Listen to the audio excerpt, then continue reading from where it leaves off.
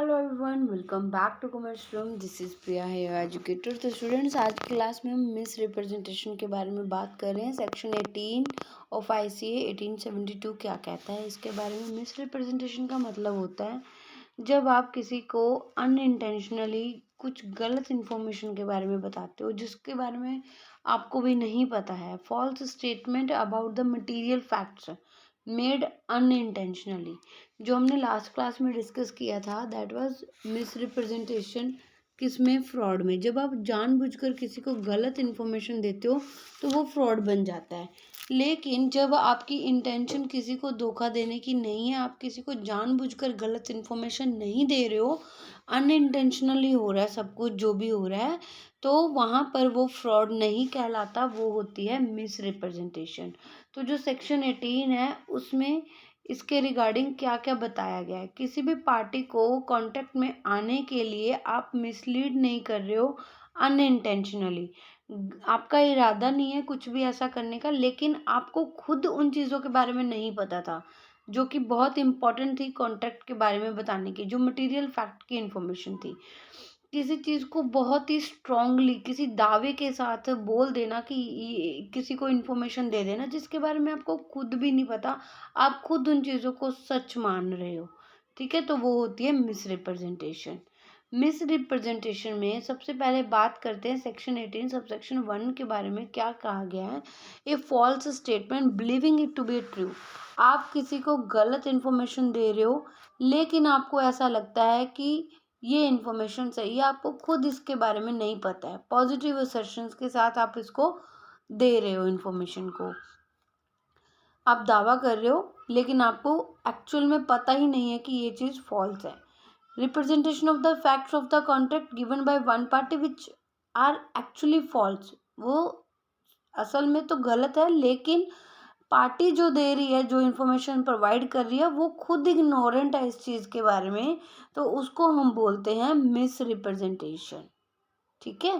In other words the statement of facts given by him are false although he himself believes that the same are true.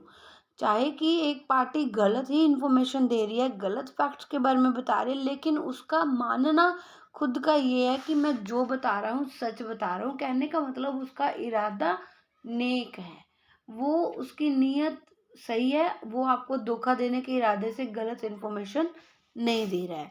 तो इस situation में जो party है अगर कुछ जानबूझ के नहीं कर रही है, फॉल्स इन्फॉर्मेशन नहीं दे रही है, जानबूझकर इनोसेंटली दे रही है, तो ये होती है मिस रिप्रेजेंटेशन। ओके, नेक्स्ट है breach of duty. Section 18 subsection 2 क्या कहता है? ये जो आपको पहले ये जो डेफिनेशंस में बताया ना, ये वाले पॉइंट्स 1 2 3, हम इसी को एक्सप्लेन कर रहे हैं, इसी को आगे स्टडी कर रहे हैं। ये क्या कह रहे हैं ब्रीच ऑफ ड्यूटी में? Where a contract is of a such a nature that it is a duty of contracting party to disclose all the material facts to the other party. जहाँ पर जो कॉन्ट्रैक्ट है वो इस nature का है, जो कॉन्ट्रैक्टिंग पार्टी है उनकी ड्यूटी बनती है कि पूरी की पूरी इंफॉर्मेशन को, मटेरियल इंफॉर्मेशन को, मटेरियल फैक्ट्स को डिस्क्लोज करने की। तो ये जो कॉन्ट्रैक्ट है बेस्ड होते हैं कुछ रिलेशनशिप के बेसिस पर, जैसे बायर और सेलर का रिलेशन हो गया। यहाँ पर बायर और सेलर दोनों की ही ड्यूटी बनती है अपने अपने बिहाफ से जो भी मटेरियल इन्फॉर्मेशन है उसके बारे में बताना। अगर सेलर चीज़ को दे रहा है तो वो भी उसके बारे में बताए, और बायर अगर चीज़ को खरीद रहा है तो वो भी पूरी तरह से बताए कि ये उसे किस पर्पज़ के लिए चाहिए, ये इस चीज़ को कौन यूज़ करने वाला है। कुछ चीज़ें ऐसी होती है जो कि बच्चों के यूज़ में नहीं आनी चाहिए, बिल्कुल भी वो टच में नहीं आनी चाहिए। तो ये ड्यूटी बनती है दोनों की कि सारी इन्फॉर्मेशन को, मटेरियल इन्फॉर्मेशन को डिस्क्लोज करे। ऑनर और हायरर, बैंकर और क्लाइंट, इंश्योर्ड और इंश्योरेंस के बीच में, प्रोफेशनल और क्लाइंट के बीच में ये ड्यूटी बनती है कि मटेरियल इन्फॉर्मेशन को डिस्क्लोज किया जाए। तो रिप्रेजेंटर जो प्रेजेंट कर रहा है वो सारी मटेरियल इन्फॉर्मेशन को दूसरे को क्या करेगा? डिस्क्लोज करेगा। If the statement when made were true, जब आप स्टेटमेंट को दे रहे हो ये उस टाइम पे तो सही थी, बट कॉन्ट्रैक्ट के कंप्लीट होने से पहले पहले अगर ये फॉल्स हो जाती है तो ये उस प्रेजेंटर की ड्यूटी बनेगी कि वो सारी इंफॉर्मेशन को फिर से डिस्क्लोज करे, जो जो चेंजेस आए हैं। अगर कुछ गलत भी हो रहा है, जो पहले बताया गया था, जो पहले स्टेटमेंट दी गई थी, अब वो चीज़ पॉसिबल नहीं है, अब वो चीज़ नहीं हो सकती है, तो ये सामने वाली पार्टी को डिस्क्लोज करना भी रिप्रेजेंटर की ही ड्यूटी बनती है। अगर हम लास्ट वाली क्लास की एग्जांपल की बात करें, हॉरस की बात करें, हॉरस बेचना था और जब कॉन्ट्रैक्ट हुआ था तब वो अलाइव था। अब उसकी डेथ हो चुकी है या वो बीमार पड़ चुका है कॉन्ट्रैक्ट के कंप्लीट होने से पहले पहले। अभी कॉन्ट्रैक्ट कंप्लीट नहीं हुआ, अगर आप जिसका हॉरस था अगर वो बता दे जाके कि अब मेरा हॉरस है जो वो सिक हो चुका है, तो ये फ्रॉड नहीं होगा, ये मिस रिप्रेजेंटेशन होगी। तो ये ड्यूटी बनती है डिस्क्लोज करने की सारे इन्फॉर्मेशन को, ठीक है, जो बाद में सही नहीं है। मतलब कि कॉन्ट्रैक्ट से पहले तो वो सही थी, लेकिन बाद में अगर वो गलत हो रही है तो गलत चीज़ को भी बताना उसकी ड्यूटी बनती है।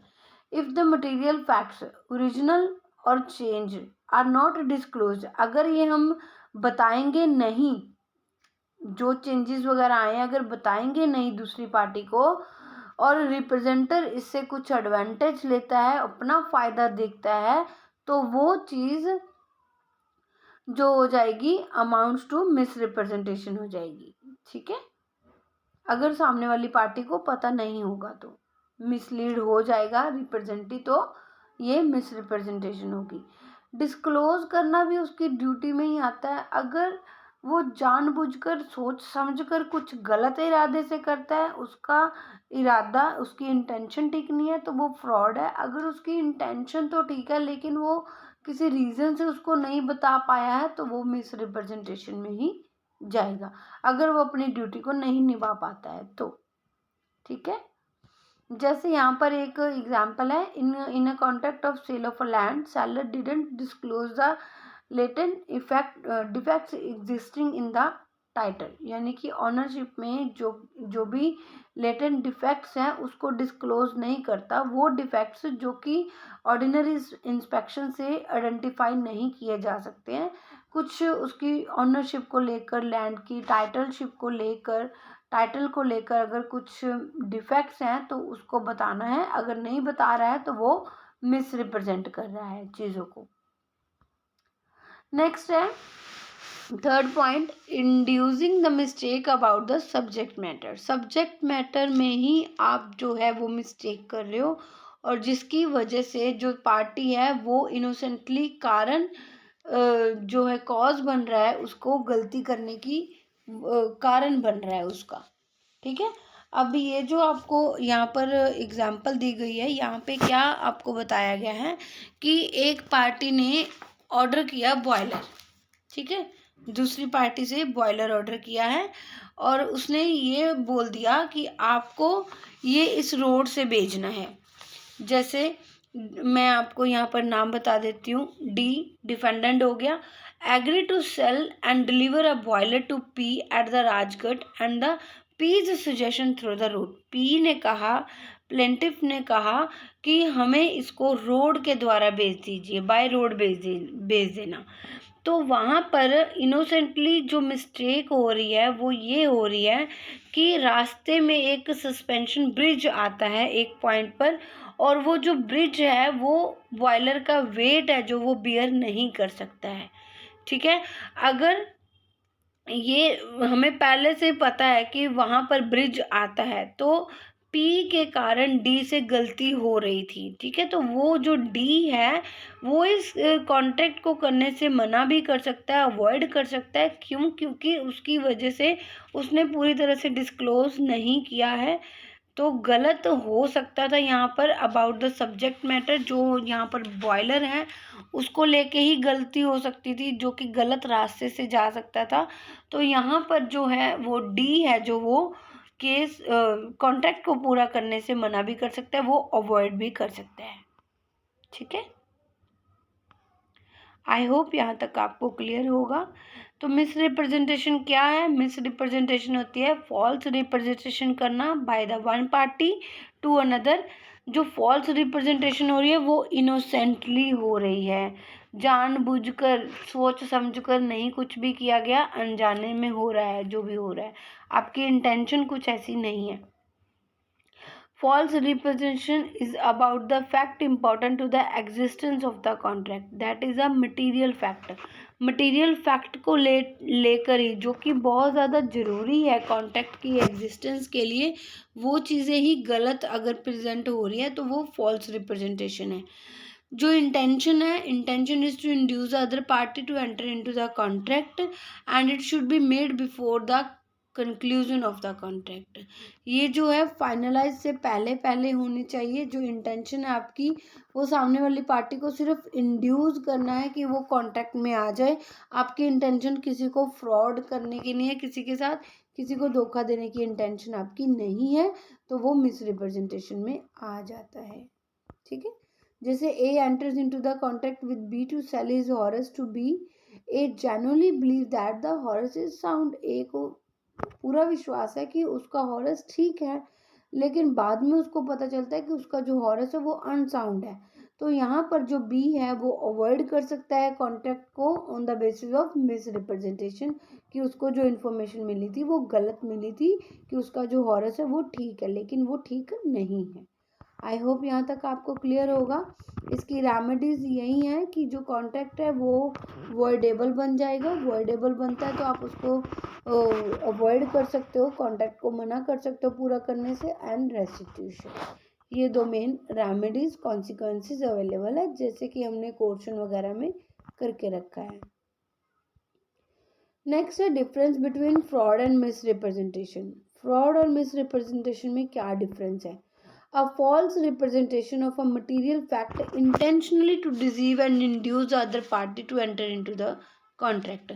फ्रॉड क्या है? किसी को गलत इंफॉर्मेशन देना, जानबूझकर विश्वास दिलाना, गलत चीज को सच बनाकर बता देना, उसको विश्वास दिलाना कि हाँ हाँ यही सच है, वो होता है फ्रॉड।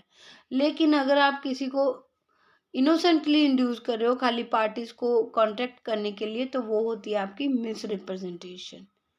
ठीक है, आपकी इंटेंशन है deceive the other party, it is wilful, तो आप जानबूझकर कर रहे हो, यहाँ पर आपकी कोई इंटेंशन नहीं है।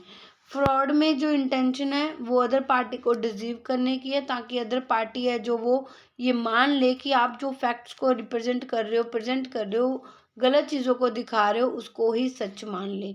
लेकिन मिस रिप्रेजेंटेशन में ऐसा कुछ नहीं होता। आपको जेन्युइनली लगता है कि आप जो भी बता रहे हो वो आप सच ही बता रहे हो। ठीक है, यहाँ पर कॉन्सिक्वेंसेस यही है कि पार्टी अवॉइड कर सकती है, रेस्टिट्यूशंस की रेमेडी अवेलेबल है, और इसके अलावा जो सिविल रॉन्ग हो रहा है, काइंड ऑफ टॉट जो सिविल रॉन्ग है, उसके लिए भी आपको एक्स्ट्रा डैमेजेस वगैरह मिल सकते हैं। और यहाँ पर no claim for the extra damages can be made. सिर्फ आप जो एग्राइव्ड पार्टी है वो कॉन्ट्रैक्ट को करने से मना कर सकती है, स्यू कर सकती है रेस्टिट्यूशन के लिए। नेक्स्ट आ जाता है डिस्कवरी ऑफ द ट्रूथ। यहाँ पर जो है intention of a one party is to deceive the other even if the truth could have been discovered by ordinary intelligence to the contract can be avoided। ordinary intelligence से truth को discover किया जा सकता है, लेकिन जो party की intention है वो आपको झूठ को ही सच मनवाना है, उसकी इंटेंशन ही यही है। लेकिन मिस रिप्रेजेंटेशन में पार्टी को खुद नहीं पता होता कुछ भी। ठीक है, तो यहाँ पर जो एग्राइव्ड पार्टी है can not resign the contract if the truth can be discovered. अगर ट्रूथ को जाना जा सकता है, अगर थोड़ी सी इंटेलिजेंसी दिखा के ट्रूथ हम पहले से ही पता कर सकते हैं, तो पार्टी जो है कॉन्ट्रैक्ट को रिसाइंड नहीं कर सकती। आपको अपनी इंटेलिजेंसी भी लगानी चाहिए थी। तो ये था सारा मिस रिप्रेजेंटेशन का। ये 5 मार्क्स में कवर होता है आपका, अगर आएगा तो पूरा फुल फ्लैज ही आएगा आपका फ्री कंसेंट का। देन आ जाता है हमारे पास मिस्टेक। मिस्टेक क्या होती है? मिस्टेक्स होती है गलतियाँ। हमें पता है मिस्टेक का मतलब गलती होता है। सेक्शन 21, 20, 21, 22 ऑफ ICA 1872 क्या कहता है?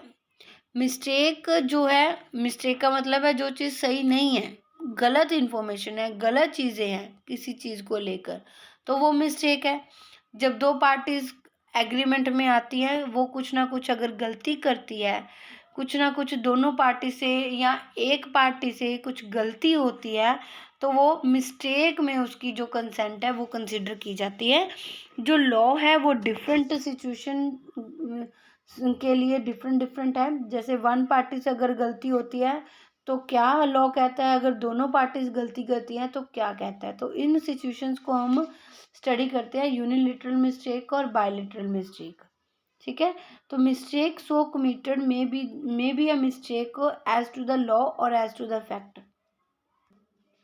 तो जो मिस्टेक्स हो रही है वो मिस्टेक्स हो रही है एज टू द लॉ और एज टू द फैक्ट। जो मटेरियल फैक्ट है उसको लेके या लॉ को लेके, कि आपको किसी चीज़ के बारे में पता ही नहीं है, कानून इसके लिए क्या कहता है, इस चीज़ के लिए मना किया गया, आपको इस चीज़ का पता नहीं है, you are ignorant about it, तो वहाँ पर जो आप गलती कर रहे हो उसके रिगार्डिंग क्या कहा गया है। Again the different laws are applicable for both the situation, दोनों by the mistake as to law and as to fact. Mistake as to law and mistake as to fact, unilateral mistake और bilateral mistake, ये चार situation चारों के लिए अलग अलग बताया गया है। तो हम स्टडी करते हैं। पहले मिस्टेक में work into the which leads to the absent of consent, ऐसी गलती जो कि आपकी कंसेंट को ही एब्सेंट रखती है। ठीक है, वो गलती। Where both the parties do not agree upon the same thing in the same sense, there is a no consent of the parties। जब दो पार्टीज एग्री नहीं करती है सेम चीज के लिए सेम सेंस में, कंसेंट का मतलब क्या बताया गया था, दोनों पार्टीज एग्री कर रही है सारी चीज़ों को सेम नज़रिए से, सेम तरीके से, सेम चीज़ के ऊपर सोच रही है, तो वहाँ पर उनकी जो कंसेंट है म्यूचुअल कंसेंट कंसिडर की जाती है, तब वहाँ पर वो अपनी हाँ करते हैं। लेकिन अगर दोनों पार्टीज सेम चीज़ सेम सेंस में नहीं कंसिडर कर रही है तो वहाँ पर कोई भी कंसेंट नहीं है। तो मिस्टेक यहाँ पर कौन से नेचर की हुई? such a nature that both parties think about the different things, think about the same thing but in the different sense। ऐसा भी हो सकता है कि दोनों पार्टीज अलग अलग चीज़ों के बारे में सोच रही हो, ऐसा भी हो सकता है कि चीज़ के बारे में तो एक ही के बारे में सोच रही, लेकिन इन द डिफरेंट सेंस, दोनों का विचार, दोनों की सेंस उस चीज़ को लेकर अलग अलग है। ठीक है, तो mistake leads to an absence of a consent, ऐसी गलती कंसेंट को एब्सेंट कर देती है और आपका जो एग्रीमेंट होता है वो वॉइड बन जाता है। जैसे कि A owns two cars, Honda City and Verna. A के पास दो कारें हैं, होंडा सिटी और वर्ना है। ए जो है अपनी कार बी को वर्ना वाली सेल करना चाहता है और बी को ऐसा लग रहा है कि वो अपनी कार आपको होंडा सिटी सेल करने वाले हैं। अब यहाँ पर जो डिफरेंट थिंग्स हैं डिफरेंट सेंस में कंसिडर की जा रही है, तो यहाँ पर कोई भी कंसेंट नहीं है। आपका जो ये जो मिस्टेक है वो आपके एग्रीमेंट को क्या बना रही है? वॉइड बना रही है। ठीक है, सेम चीज़ों के लिए सेम सेंस में आप कंसिडर इसको नहीं कर रहे हो। नेक्स्ट है mistake about the facts of agreement. Agreement के जो फैक्ट्स है उसको लेकर आप जो अगर मिस्टेक कर रहे हो, तो where the mistake is committed so as to about the facts of the agreement that two important material facts have the separate laws to decide about the validity of such a agreement। Such a mistake about the material fact is essential to the agreement is made by both the parties and the agreement becomes a void। अगर material fact को लेकर ये जो गलती है दोनों parties के द्वारा की गई है तो ये आपका जो एग्रीमेंट है वो वॉइड बन जाता है। But in case of a one party makes a mistake, agreement can not be avoided on such a ground. तो अगर ये तो दोनों पार्टीज कर रही है, मटेरियल फैक्ट के बारे में दोनों पार्टी से गलती हो रही है, इंपॉर्टेंट इन्फॉर्मेशन के बारे में, तो आपका एग्रीमेंट वॉइड हो जाता है। अगर एक पार्टी गलती कर रही है तो वॉइड मिस्टेक के बेसिस पर कॉन्ट्रैक्ट को अवॉइड नहीं किया जा सकता है। ठीक है, तो अभी डिटेल में पढ़ते हैं। ये मिस्टेक के बारे में बताया गया है, mistake of law, mistake of fact. जो मिस्टेक ऑफ फैक्ट है वो सेक्शन 2022 बताता है, उसमें बायलेटरल मिस्टेक और यूनिलेटरल मिस्टेक। बायलेटरल मिस्टेक में आप एग्रीमेंट को अवॉइड कर सकते हो, ठीक है। यहाँ पर सब्जेक्ट मैटर की बात करते हैं और पॉसिबिलिटी की बात करते हैं। सब्जेक्ट मैटर जैसे उसकी एग्जिस्टेंस, उसकी identity, quality, quantity, title, price, और पॉसिबिलिटी फिजिकल इम्पॉसिबिलिटी, और फिजिकल इम्पॉसिबिलिटी है, बस फिजिकल इम्पॉसिबिलिटी है अगर चीज़ों को करना। अगर हम लॉ के बारे में बात करें तो पहले डोमेस्टिक लॉ, जो जिस कंट्री में आप रह रहे हो, जैसे इंडिया का लॉ क्या कहता है और फॉरेन कंट्री का लॉ क्या कहता है। लॉ के बारे में अगर आप इग्नोरेंट हो, ठीक है, आपको नहीं पता, तो वो कोई एक्सक्यूज़ नहीं है आपका कि आपको इस चीज़ के बारे में पता नहीं था। आप इंडिया में रहकर इस लॉ की पालना नहीं कर रहे हो, इस कानून की जो भी बनाया गया है आप उसको नहीं फॉलो कर रहे हो, तो ये आपका कोई एक्सक्यूज़ नहीं, आपका वैलिड कॉन्ट्रैक्ट ही माना जाएगा। लेकिन अगर फॉरेन कंट्री के लॉ के बारे में आपको नहीं पता तो मिस्टेक ऑफ फैक्ट हो सकता है। वहाँ पर आप अपने एग्रीमेंट को वॉइड एग्रीमेंट मानकर उसको वॉइड कर सकते हो। अभी ये जो सारे पॉइंट्स हैं मैं आपको डिटेल में बता रही हूँ, ध्यान से समझना। सिंपल सा टॉपिक है, कोई ज़्यादा टाइम नहीं लगेगा हमें इसको। मिस्टेक ऑफ लॉ सेक्शन 21 क्या कह रहा है। लॉ का मतलब क्या होता है। पहली बात तो रूल्स एंड रेगुलेशन जो कि बनाए जाते हैं सोसाइटी के मेंबर्स के द्वारा, उन्हीं के लिए बनाए जाते हैं जो कि कंट्री की फंक्शनिंग करते हैं, ठीक है।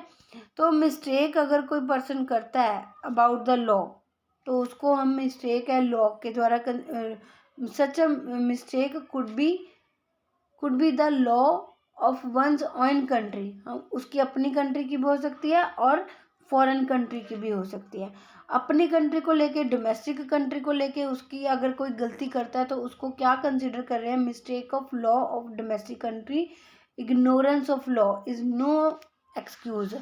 वो अपने डोमेस्टिक कंट्री के लॉ को लेकर अगर गलती कर रहा है और उसका वो एक्सक्यूज़ दे रहा है कि मुझे इस चीज़ का पता नहीं था, तो ये कोई एक्सक्यूज़ उसका कंसिडर नहीं किया जाएगा, तो वो गलती नहीं मानी जाएगी, ठीक है। तो ये तो इनफैक्ट ड्यूटी बनती है हर एक सिटीजन की कि जिस कंट्री में वो रहते हैं उनके लॉज के बारे में उनको पता होना चाहिए, उन ट्रांजैक्शन जो भी ट्रांजैक्शंस कर रहे हैं उनके बारे में पता होना चाहिए, और ये जो चीज़ है वो नहीं कह सकते कि उनको चीज़ का लॉ का पता नहीं था, नॉलेज नहीं थी। तो इन चीज़ों को वो अवॉइड नहीं कर सकते हैं अगर वो डोमेस्टिक कंट्री के लॉ को लेकर मिस्टेक कर रहे हैं। तो जैसे कि आपको ट्रैफिक रूल्स के बारे में तो पता ही होगा। इंडिया में अगर रेड लाइट है, ट्रैफिक लाइट रेड है, तो आपको वहाँ पर रुकना है, ठीक है। अगर आप नहीं रुकोगे तो आपका चालान होगा। अब वहाँ पे आप ये नहीं कह सकते कि मुझे पता नहीं था कि रेड लाइट पर रुकते हैं, ठीक है। तो ये हो गया mistake of law. I hope यहाँ तक आपको क्लियर होगा, इतना तो समझ में आ गया होगा। Next mistake of law for foreign country. अगर आप फॉरेन कंट्री के लॉ की मिस्टेक करते हो तो उसको हम मिस्टेक कंसिडर करेंगे, तो वो जो केस होगा आपका एग्रीमेंट होगा वो वर्ड कंसिडर किया जाएगा। अभी बात करें मिस्टेक ऑफ फैक्ट के बारे में। मिस्टेक ऑफ फैक्ट क्या कह रहे हैं, इसमें जो फैक्ट्स के बारे में बताया गया है उसमें दो तरह की मिस्टेक बताई है, एक बायलिटरल मिस्टेक और एक यूनिलेटरल मिस्टेक। अगर दोनों पार्टीज मिस्टेक कर रही हैं, both the parties commit the mistake, तो ये जो मिस्टेक है बहुत शुड बी वेरी एसेंशियल, बहुत ज़्यादा फॉर्मेशन को ही ला के रख रही है, फॉर्मेशन के लिए ज़रूरी है।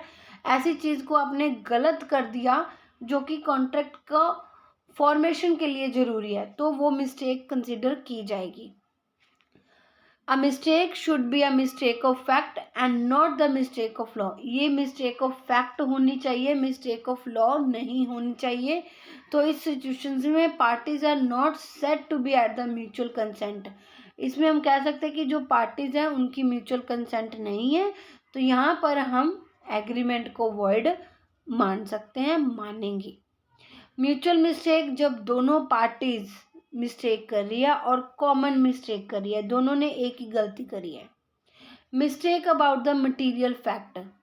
मटेरियल फैक्ट इंपॉर्टेंट इंफॉर्मेशन जो कि एग्रीमेंट के लिए ज़रूरी थी, वेरी एसेंशियल थी, अगर आप उसको लेके ही गलती कर रहे हो इंफॉर्मेशन जो कि दोनों पार्टीज को देनी जरूरी थी, जो मटेरियल फैक्ट है। अब कार के एग्जांपल की बात करें, कार को सेल करना है तो जो कार आप सेल कर रहे हो वो मटेरियल फैक्ट है, उसको लेकर ही दोनों की जो सोच है, जो सेंस है, वो सेम नहीं मैच कर रही है। वो कोई और कार मान रहा है, वो रेड कार सोच रहा है मैं बेचूंगा, वो येलो सोच रहा है कि मैं खरीदूंगा, तो वो मटेरियल फैक्ट दोनों ही गलती कर रहे हैं। तो यहाँ पर जो आपका एग्रीमेंट होगा, इस काइंड ऑफ एग्रीमेंट को हम वॉइड एग्रीमेंट मानेंगे। ठीक है, आगे बात कर रहे हैं काइंड्स ऑफ बायलेटरल मिस्टेक। ऐसी कौन कौन सी गलतियां हैं जो कि सब्जेक्ट मैटर को लेकर गलतियां हो सकती हैं दोनों पार्टी से। Where both the parties commit a mistake as to the subject matter of the agreement, जैसे कि उसके एग्जिस्टेंस को लेकर। अब sitting on the first floor of the house, A enters into the agreement with the B for the sale of horse. ए ने B के साथ दोनों बैठे थे तो दोनों ने एग्रीमेंट कर लिया। ए ने कहा कि मैं तुम्हें अपना हॉर्स बेचूंगा, बी ने कहा मैं खरीदने के लिए तैयार हूँ। लेकिन दोनों को इस चीज़ का पता नहीं था, इस चीज़ से वो अनजान है कि उस हॉर्स का एक्सीडेंट हो गया और वो अब नहीं है, वो ख़त्म हो चुका है, डेड हो चुका है। तो ये जो एग्रीमेंट होगा वॉइड होगा। दोनों पार्टीज इग्नोरेंट हैं, जो सब्जेक्ट मैटर हॉरस था वो ही अब एग्जिस्ट नहीं कर रहा है। ठीक है, ये जो एग्रीमेंट होगा वॉइड होगा। नेक्स्ट है mistake as to the identity of subject matter. Identity of subject matter where one party intends to deal in one thing and other party intends to deal in the another thing। एक party किसी और चीज के बारे में सोच रही है और दूसरी पार्टी किसी और चीज में डील करने के लिए सोच रही है। जैसे वो कार वाले एग्जांपल, होंडा सिटी और वरना कार की है ना, तो वो यहाँ पर सुटेबल है।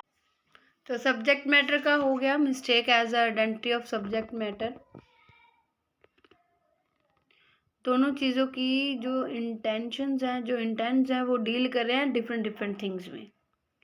नेक्स्ट आ जाता है mistake as to the quality of subject matter. Subject matter की क्वालिटी को लेकर मिस्टेक हो सकती है। जो ए है वो रेस हॉर्स खरीदना चाहता है, बट बी उसको कार्ट हॉर्स है जो वो बेचना चाहता है, तो ये जो एग्रीमेंट होगा ये वॉइड एग्रीमेंट होगा। नेक्स्ट आ जाता है मिस्टेक क्वांटिटी को लेकर सब्जेक्ट मैटर की। अब उसने ए ने खरीदने थे 3 रिफल्स, लिख दिया सेंड द रिफल्स, तो टाइपिस्ट से गलती हुई टाइप करने में, टाइपिंग के टाइम पे। ये जो एग्रीमेंट होगा क्वांटिटी को लेकर मिस्टेक हो रही है, तो ये वॉइड एग्रीमेंट होगा। Mistake as to the title of subject matter. Title जो ऑनरशिप है, सब्जेक्ट मैटर की जो ऑनरशिप है उसको लेकर गलती हो रही है। सेलर जो है सेलिंग कर रहा है which is not entitle to sell, ऐसी चीज़ें कर रहा है जो कि सेल ही नहीं करनी है उसने, entitle to not entitle to sell. तो दोनों पार्टीज हैं जो वो मिस्टेक कर रही है, तो यहाँ पर वॉइड एग्रीमेंट बन जाएगा। प्राइस को लेकर गलती हो सकती है। एक पर्सन है जो सेलर है वो किसी और प्राइस पर बेचना चाहता है, लेकिन जो बायर है वो किसी और प्राइस के ऊपर समझ रहा है, उसको सोच रहा है खरीदने का, तो ये प्राइस को लेकर गलती हो सकती है, वर्ड एग्रीमेंट माना जाएगा। नेक्स्ट आ जाता है mistake as to the possibility of performance.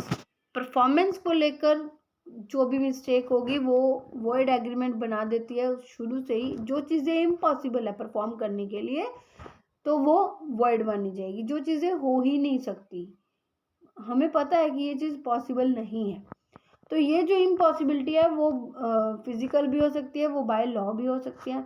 Physical impossibility वाले एग्रीमेंट जो कि पूरे हो ही नहीं सकते, वॉइड एग्रीमेंट होंगे सारे के सारे। मैजिशियन ने प्रॉमिस कर दिया कि मैं आपको खजाना ढूंढ कर दूंगा अपने जादू से, in return of 1 lakh rupees के बदले में मैं आपको बहुत सारा खजाना ढूंढ कर दूंगा अपने जादू से। तो ये जो चीज़ है वो पॉसिबल नहीं है परफॉर्म करनी, तो ये जो एग्रीमेंट होंगे वॉइड माने जाएंगे। लीगल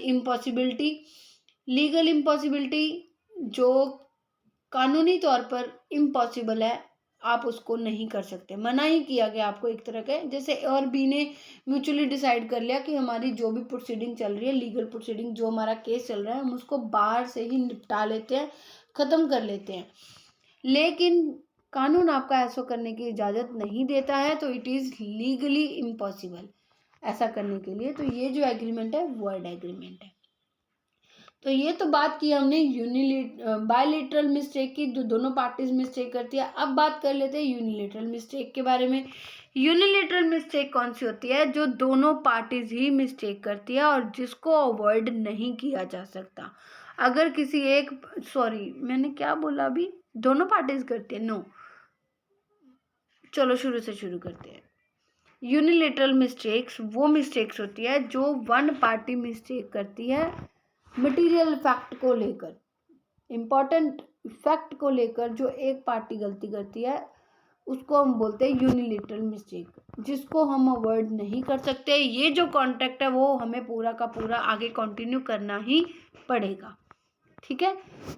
यूनिलेटरल जो नेचर की मिस्टेक होती है वो राइट नहीं देती है पार्टी को कि वो अपने और से कॉन्ट्रैक्ट को अवॉइड करे, बिल्कुल भी ऐसा राइट नहीं है। जैसे ए ने ऑफर किया अपना घर बेचने के लिए बी को 44,000 का, लेकिन गलती से उसने ऑफर में 42,000 रुपीज़ लिख दिए। अब ये जो चीज़ है वो सुधार नहीं सकता है अपनी गलती, उसको सुधारने का मौका नहीं मिलेगा, उसको कॉन्ट्रैक्ट पूरा करना पड़ेगा, कॉन्ट्रैक्ट को वो अवॉइड नहीं कर सकता है। नेक्स्ट आ जाता है एक्सेप्शंस टू द यूनिलिटरल मिस्टेक। लेकिन कुछ केसेस ऐसे होते हैं जहां पर आप यूनिलिटरल मिस्टेक कर रहे हैं लेकिन फिर भी आपको एक्सेप्शन रखा गया, आप इन केसेस में एग्रीमेंट को अवॉइड कर सकते हो, एग्रीमेंट को वॉइड माना जाएगा।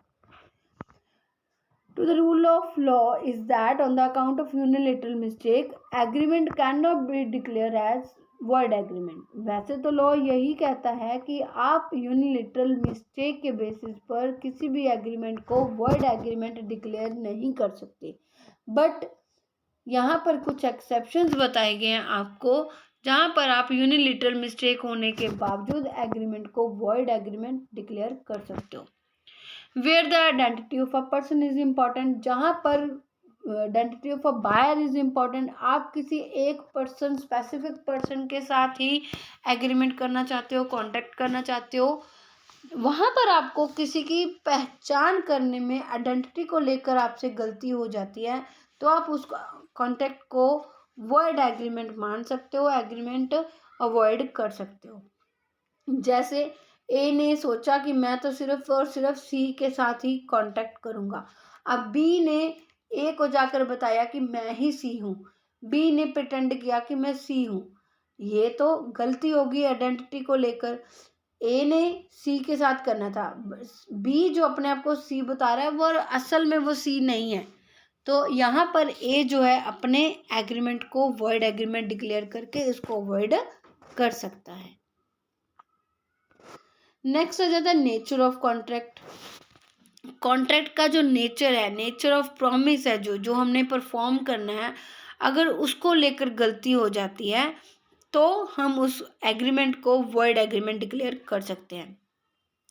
किसी एक पर्सन ने पेपर डॉक्यूमेंट को साइन किया ये समझकर कि ये तो कोई और पेपर है, उसके दिमाग में कुछ और चल रहा है, लेकिन असल में कुछ और पेपर है, सच्चाई कुछ और है, तो वहाँ पर जो मिस्टेक हो रही है वो यूनिलेटरल मिस्टेक अपने इस एग्रीमेंट को वॉइड कर सकता है, इसको इन्फोर्स नहीं करवा सकता है। जैसे एग्जांपल है, ए ने गिफ्ट कर दिया अपने ए ने डीड को गिफ्ट किया जो कि उसके फादर ने साइन की थी, उसको ये लगा कि ये तो पावर ऑफ अटॉर्नी के पेपर है, लेकिन वो प्रॉपर्टी के पेपर थे, सारी की सारी प्रॉपर्टी उसके नाम पर थी, ठीक है। तो यहाँ पर जो है ए इस कॉन्ट्रैक्ट को अनइन्फोर्सेबल कर सकता है, इसको वॉइड मान सकता है, अवॉइड कर सकता है, ठीक है। So this was all about your mistakes topic and miss representation. I hope यहाँ तक आपको क्लियर हो गया होगा, हेल्पफुल लगते हैं तो लेसन्स को लाइक ज़रूर कीजिए, शेयर ज़रूर कीजिए, और चैनल को अभी तक सब्सक्राइब नहीं किया तो प्लीज़ चैनल को सब्सक्राइब ज़रूर कीजिए और हमें मोटिवेट ज़रूर कीजिए। मिलते हैं हमारी नेक्स्ट क्लास में। Thank you students.